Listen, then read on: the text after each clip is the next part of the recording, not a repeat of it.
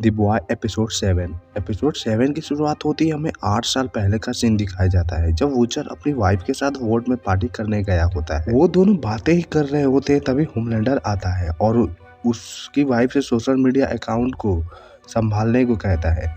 वो मान जाती है और खुश हो जाती है। उसके बाद हम हुई और एनी को देखते हैं जो एक होटल में जाते हैं। तभी वो दोनों इंटीमेट होते हैं और ये सब वूचर देख रहा होता है। इधर होमलैंडर को देखते हैं जो द बॉय टीम के सभी लोगों को इमेज देख रहा होता है और गुस्सा हुआ होता है।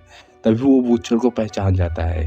उसके बाद हम दीप को देखते हैं जो एक आदमी उसे एक घर में लेकर जाता है। दीप अकेला पड़ गया है और वो क्या करेगा।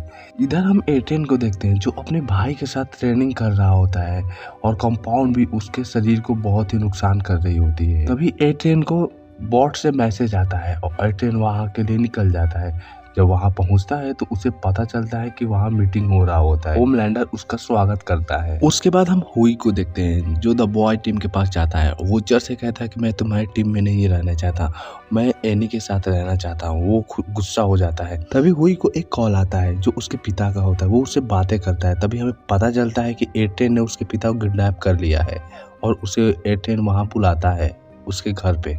इधर द बॉय टीम के सभी लोग परेशान हो जाते हैं और कहते हैं कि हम लोग भी पकड़े गए। हम देखते हैं कि जो एमएम होता है उसका अकाउंट सीज कर दिया गया है और वूचर के भी घर पर हमला हुआ है, मतलब छानबीन की गई है।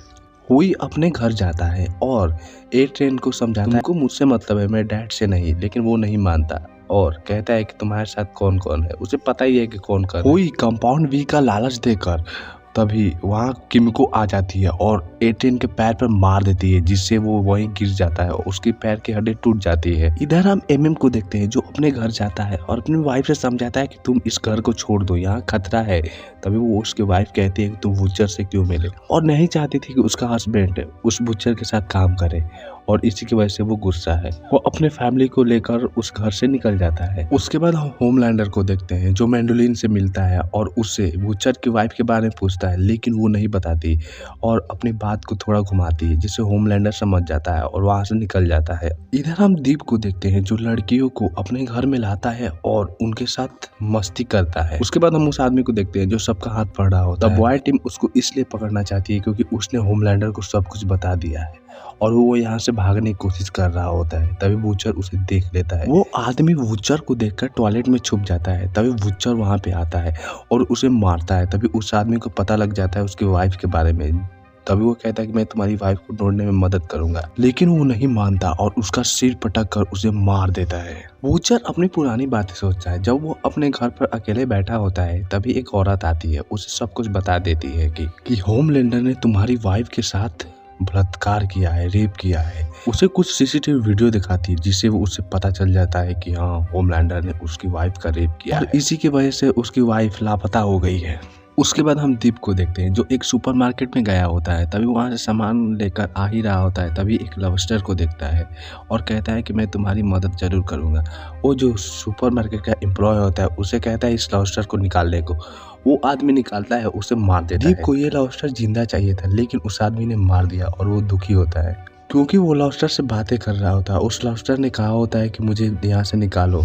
इधर द बॉय टीम को देखते हैं जो जिसके पास फैमिली होती है वो अपनी अपनी फैमिली लेकर यहाँ पर आ गए हैं क्योंकि कोई खतरा नहीं है। अगर होमलैंडर आके कब इनको मार दे इन लोग खुद ही नहीं पता और वो सभी लोग डरे हुए। होमलैंडर एक आदमी के पास जाता है। वो आदमी वही होता है जब होमलैंडर को उसने कमरे में बंद किया होता है और एक्सपेरिमेंट कर रहा होता है। वो होमलैंडर उससे गुस्सा रहता है हमेशा। तभी होमलैंडर उससे पूछता है वैका के बारे में जो वूचर की वाइफ होती है। वो उसे अपने कमरे में लेकर जाता है, उसे बताता है वो प्रेग्नेंट थी और डिलीवरी का टाइम हो रहा होता है। वो हमारे पास आई और हम देखते हैं कि उसके पेट में तुम्हारा बच्चा पल रहा होता है और हम देख के शॉक हो जाते हैं। उसका डिलीवरी होना नामुमकिन था क्योंकि वो बच्चा बहुत ही खतरनाक था। वो बच्चा वैका के पेट चीरकर बाहर निकल गया और वो बताता है कि उन दोनों की कुछ ही समय बाद मौत हो गई। यह सुनकर होमलैंडर दुखी हो जाता है। होमलैंडर इस बात से खुश हो कि कुछ साइंटिस्टों ने कहा था कि वो बाप नहीं बन सकता, लेकिन वो बाप बना। इसी बात से वो हमेशा खुश रहता है और इस बात से तो दुखी है क्योंकि उसका लड़का मर गया है। उसके बाद हम द बॉय टीम को देखते हैं जो सभी लोग डरे होते हैं। तभी कुछ गाड़ियाँ आती है जिससे वो सभी लोग अपनी अपनी बंदूकें ले लेते हैं। तभी वूचर वहाँ पर जाता है तो देखता है कि वो औरत होती है। द बॉय टीम में जितने भी फैमिली होती है, जैसे हुई की फैमिली, एमएम की फैमिली, इन सभी को रेस्क्यू कर लेती है और लेकर वहाँ से चली जाती है। बल्कि उनके बदले में उनको कंपाउंड वी देना होगा। वूचर उसे कंपाउंड वी दे देता है। उसके बाद वो अपने कैबिन में जाती है, तभी वहाँ मेंडेलिन आती है और वो दोनों बातें करते हैं। तभी वो औरत बोलती है कि तुम्हारी अब सुपर हीरो खतरे में पड़ने वाले हैं क्योंकि तुम्हारे सुपर हीरो ड्रग्स ले रहे हैं। मेंडेलिन बोलती है कि तुम बोलना क्या चाहती हो, सच सच बोलो। तभी हम देखते हैं कि एक आदमी आता है, उसे बुला कर लेकर जाता है। तभी हमें पता चलता है कि एक वीडियो उन लोगों को मिलता है जिन उसकी आर्मी गई होती है आतंकवादी को सफाया करने। तभी हमें पता चलता है कि एक आदमी होता है जो अपने बॉडी को ब्लास्ट करता है, लेकिन वो मरता नहीं है।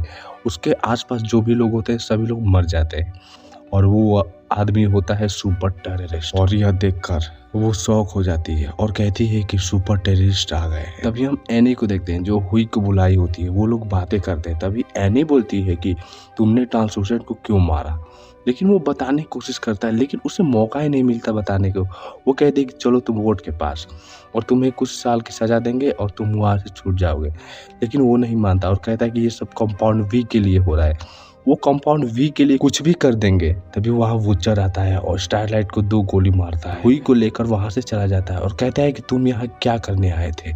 और इसी के साथ यह एपिसोड यही खत्म हो जाता है। आपको ये कैसा लगा मुझे कमेंट करके जरूर बताएं। मिलते हैं नेक्स्ट एपिसोड में, तब तक के लिए बाय बाय।